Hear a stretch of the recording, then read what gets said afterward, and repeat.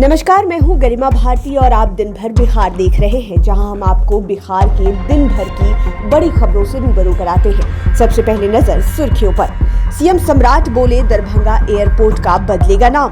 Bhojpur Buxar MLC उपचुनाव में RJD की जीत। श्रद्धांजलि अर्पित करने नीतीश निशांत पहुंचे नालंदा। तेजस्वी यादव को कोर्ट से मिली जमानत। बिहपुर में बनेगा मरीन ड्राइव और रिवर फ्रंट। बिहार के 6 जिलों में मॉक ड्रिल और ब्लैकआउट। नित्यानंद राय ने घटाया सुरक्षा काफिला। कटिहार में छात्राओं का सड़क जाम कर प्रदर्शन। भागलपुर में 19 थानेदारों का वेतन रोका गया और बिहार में आंधी, बारिश और वज्रपात का अलर्ट जारी। अब खबरें विस्तार से। मुख्यमंत्री सम्राट चौधरी सीएम बनने के बाद पहली बार गुरुवार को दरभंगा पहुंचे। सीएम सम्राट चौधरी ने गुरुवार को घोषणा की कि दरभंगा एयरपोर्ट का नाम बाबा विद्यापति के नाम पर रखा जाएगा और इस संबंध में मैं प्रधानमंत्री मोदी से अपील करूंगा। उन्होंने कहा कि दरभंगा एयरपोर्ट में भविष्य में इंटरनेशनल फ्लाइट्स भी उड़ान भरेंगी। मुख्यमंत्री ने कहा कि बिहार में एयर कनेक्टिविटी को अगले 5 साल में 10 गुना बढ़ाने की योजना है। उन्होंने बताया कि साल 2025 में जहां बिहार में लगभग 2.5 लाख लोग हवाई यात्रा करते थे, वहीं अब यह संख्या बढ़कर करीब 50 लाख तक पहुंच गई है। उन्होंने लक्ष्य रखा है कि आने वाले समय में बिहार के 5 करोड़ लोग हवाई यात्रा कर सके। दरभंगा एयरपोर्ट को लेकर उन्होंने कहा कि यह सिर्फ एक एयरपोर्ट नहीं बल्कि दुनिया के बाजार से मिथिला को जोड़ने का माध्यम है, जिससे मखाना समेत अन्य उत्पादों का निर्यात आसान होगा। उन्होंने कहा कि दरभंगा एयरपोर्ट को आज औपचारिक रूप से सीआईएसएफ के हवाले कर दिया गया है, जिससे एयरपोर्ट की सुरक्षा व्यवस्था और मजबूत होगी। एयरपोर्ट को सीआईएसएफ के जिम्मे सौंपे जाने के बाद यहां यात्रियों को अधिक सुरक्षित माहौल मिलेगा।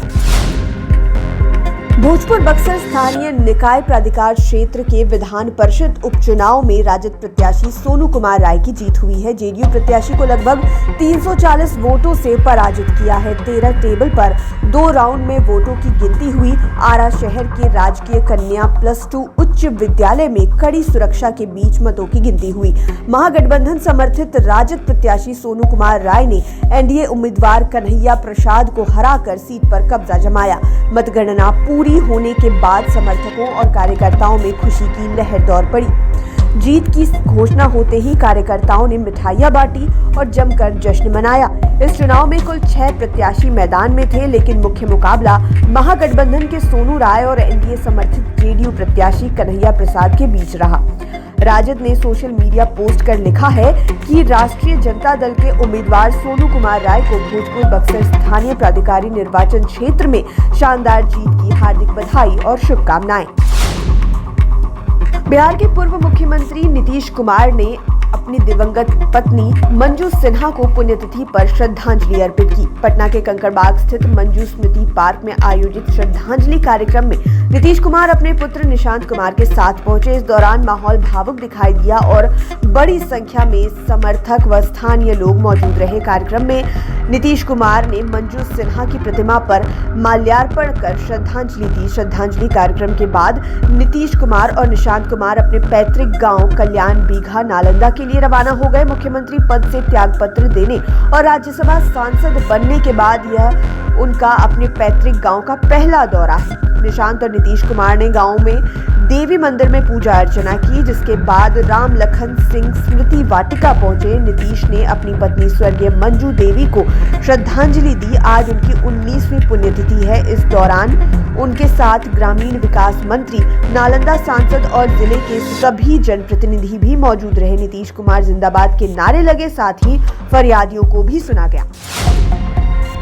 राजद सुप्रीमो लालू यादव के बेटे और बिहार के नेता प्रतिपक्ष तेजस्वी यादव को कोर्ट से बड़ी राहत मिली है। कोविड काल में धरना प्रदर्शन से जुड़े एक मामले में नेता प्रतिपक्ष तेजस्वी यादव गुरुवार को पटना सिविल कोर्ट स्थित एमपी एमएलए कोर्ट में पेश हुए। सुनवाई के दौरान कोर्ट ने उन्हें तत्काल जमानत दे दी। कोर्ट से बाहर निकलने के बाद तेजस्वी यादव ने कहा कि उन्होंने जनता की समस्याओं को लेकर धरना प्रदर्शन किया था, जिसके बाद उनके खिलाफ मामला दर्ज किया गया था। उन्होंने कहा कि आज उसी मामले में कोर्ट में पेशी हुई और अदालत ने उन्हें जमानत प्रदान कर दी है। तेजस्वी यादव ने कहा कि न्यायपालिका पर हमारी आस्था पहले भी थी और आगे भी रहेगी। जब भी सरकार को घेरने की जरूरत होगी, हम लोकतांत्रिक तरीके से आवाज उठाते रहेंगे।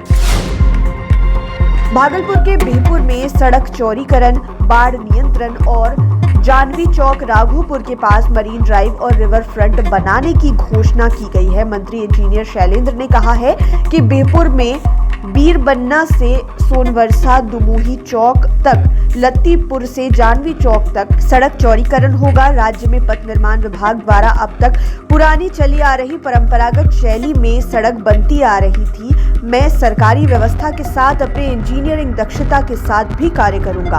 गंगा फ्लड फाइटिंग कॉरपोरेशन के द्वारा 450 करोड़ की लागत से लत्तीपुर, नरकटिया, नन्हकार गंगा जमींदारी तटबंध को बाढ़ कटाव की चिंता से स्थायी मुक्ति दिलाई जाएगी। मंत्री ने कहा कि योजना के मुताबिक यहां मरीन ड्राइव और जानवी चौक राघोपुर के पास रिवर फ्रंट बनाए जाएंगे। इन योजनाओं को धरातल पर लाने को लेकर प्राथमिक कवायद भी शुरू कर दी गई है।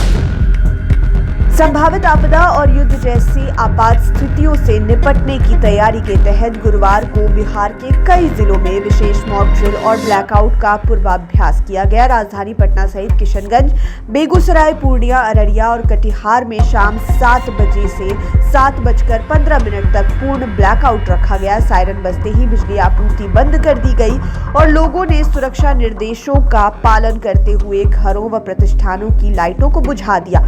एडीएम आपदा ने वॉकी टॉकी पर कहा कि पटना डीएम ऑफिस और बिस्कोमान भवन पर एयर स्ट्राइक हुआ है, जल्दी मदद भेजिए। उनके ये कहते ही 2 मिनट में मौके पर एनडीआरएफ और एसडीआरएफ टीमें पहुंच गई। एम्बुलेंस भी घायलों को लेने के लिए मौके पर पहुंची। घायलों को तत्काल अस्पताल पहुंचाया गया। फायर फाइटर्स की मदद से पटना डीएम ऑफिस और बिस्कोमान भवन में लगी आग को बुझाया गया। बिल्डिंग के ऊपरी हिस्सों में फंसे लोगों को बड़ी और लंबी क्रेन की मदद से रेस्क्यू किया गया और ये सब मॉक ड्रिल अभ्यास का एक हिस्सा था।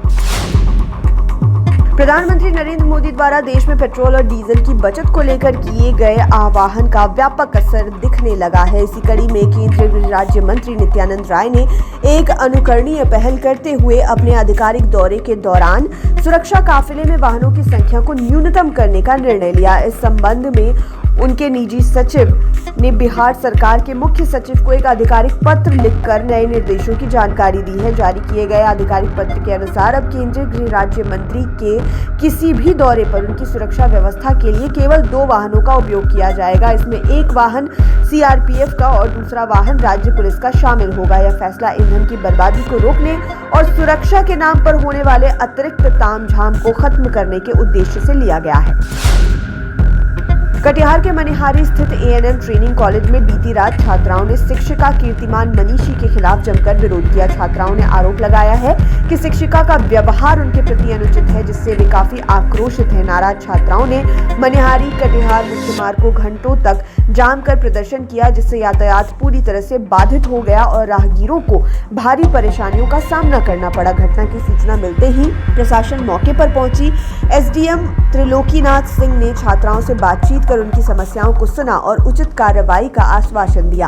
प्रशासन के समझाने बुझाने के बाद छात्राएं शांत हुई और सड़क जाम समाप्त कराया गया। प्रशासन ने बताया कि छात्राओं की शिकायतों की जांच की जाएगी और दोषी पाए जाने पर संबंधित शिक्षिका के खिलाफ कार्रवाई होगी। मौके पर पुलिस बल भी तैनात रही और स्थिति को नियंत्रित किया गया। फिलहाल इलाके में स्थिति सामान्य बताई जा रही है।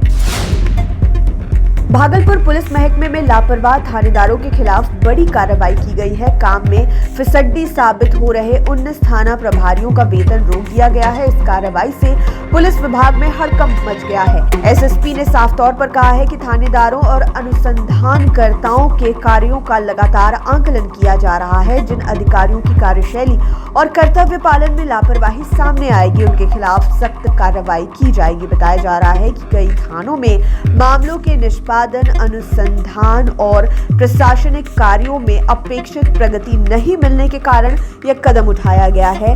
एसएसपी ने संबंधित थानेदारों को कड़ी चेतावनी देते हुए कहा कि वे अपने प्रदर्शन में सुधार लाएं। पुलिस मुख्यालय की ओर से स्पष्ट किया गया है कि जब तक संबंधित एसएचओ अपने कार्य में सुधार नहीं दिखाते, तब तक वेतन रोक का आदेश जारी रहेगा। बेहतर परफॉर्मेंस और संतोषजनक कार्यशैली दिखाने के बाद ही वेतन बहाल करने पर विचार किया जाएगा।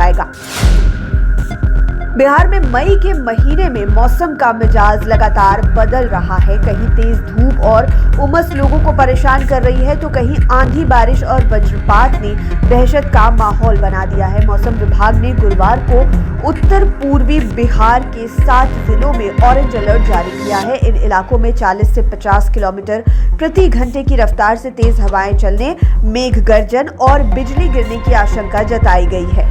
वहीं पटना का मौसम कभी उमस भरा रहता है तो कभी बारिश हो जाती है। पुरवैया के कारण गर्मी से निजात मिलेगी।